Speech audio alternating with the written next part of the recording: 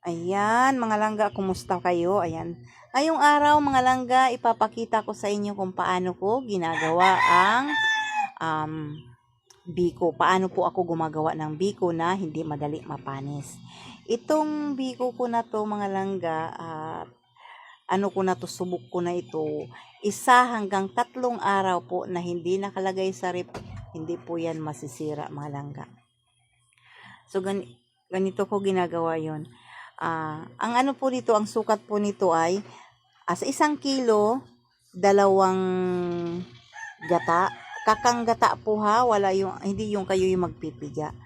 Ang sikreto po para hindi po madali mapanis, kailangan po wala po siyang tubig. Pure na gata po siya. Yun ang papakuluan nyo. Yung gata, papakuluin nyo po ng, alam nyo po yung panutsa, yun. Pakuluin mo yung gata, ilagay mo yung asukal at haluin ng haluin. Kagaya ito nangyayari na to na nagbabubbles na. Pag yan po inangat nyo, tapos halos hindi na po napuputol yung panutsa na yan, yung asukal na yan. Halos hindi na po siya napuputol. Saka nyo po ilagay ang malagkit. So kung mapapansin nyo po, hindi ko po tinitigilan ng halo at tinitingnan ko po kung meron kasi di ba, pag bago makikita mo patak-patak siya. Pero siya, kapag luto na po yung gata, malalaman nyo po. At pag hindi na po napuputol, pag sinandok po siya at hindi na po napuputol, yung pong malapot na mga langga, saka nyo po ilagay ngayon yung malagkit. At hindi nyo po titigilan ng halo, wag nyo po tigilan ng halo, haluin nyo po ng haluin. Ang apoy po pala ay hindi pwede malakas, nasa medium heat lang po ito.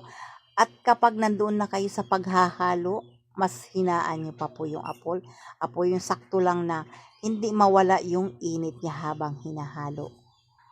Okay? Yun po ay yung technique dito sa paggawa ng biko. At maligat po pag ganito po yung gagawin nyo. Alam nyo po ba, nakakain kasi ako ng biko na pag sinandok mo nahuhulog. Pero ito po na ginagawa ko, maligat po ito. Hindi po yan basta-basta na, kapag sinandok mo at hinawakan mo, naghihiwa-hiwalay. Ito po hindi po. Ano po to? Masarap po na pagkagawa yung ganyan at hindi madali mapanis. Yun yung pinakaano dito. Yung pinakasikreto talaga dito nasa gata. Kung paano mo siya lutuin, mga langga. So, ayan, ako dito, ang kalahating asukal ko sa 1 kilo, hindi ko po yan inubos. Dahil po, naglalagay po ako ng condense. Opo. Pwede nyo po, kayo po, kung ang preference nyo talaga ay matamis na matamis, pwede nyo po ubusin yung yung kalahating kilong asukal sa 1 kilong malagkit. So, ako kasi, mayroon akong condense, naglalagay ako dito ng gatas, so hindi ko yan inuubos. Kailangan nyo po ito pala haluin ng haluin, kagaya dyan sa ginagawa ko, halo ng halo hanggat sa mawala po yung makikita nyo parang sabaw. Yan, yung gata, hanggat sa mawala po yan. Pag nag-absorb na po yan, yun, ilalagay nyo na po ngayon ang condense. Depende po kung gusto nyo na maraming gatas, pwede nyo po yan ubusin yung 1 lata. Pero ako po kasi, sakto lang na magkaroon ng linamnam ang biko. Yun po madalas ang ginagawa ko. So yan, mga langga, paano na, kung mapapansin nyo, nag-a-absorb na yung gata.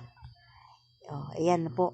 So, kung mapansin nyo, tingnan nyo, kunti lang nilagay ko at hindi po ako sa masyadong matamis. Yan. Sakto lang po yan na maging malinamnam at alam ko po magugustuhan nyo. Masarap po talaga yung ganyang luto. Kung hindi nyo po naubos, isa pa, kung hindi nyo maubos yan ngayon, pwede pa bukas, sunod na bukas. Yan ang pinakamaganda sa paraan na pagluluto ng biko.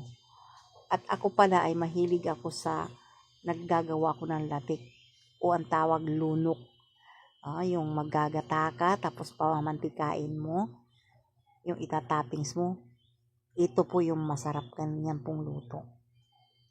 Makikita nyo po, unti-unti siya nagbi-blend at nag-iiba yung, medyo nagla-light yung kulay ng natin dahil po yung sa gatas. At Malinamnam po yan, promise. Try nyo po mga langga. So, ayan, naggagawa tayo dyan ng ano. Hinabol ko na lang po yan kasi nakalimutan ko. So, yun lamang mga langga. Maraming salamat sa laging panonood. Try nyo po ito. Promise, masarap po yan.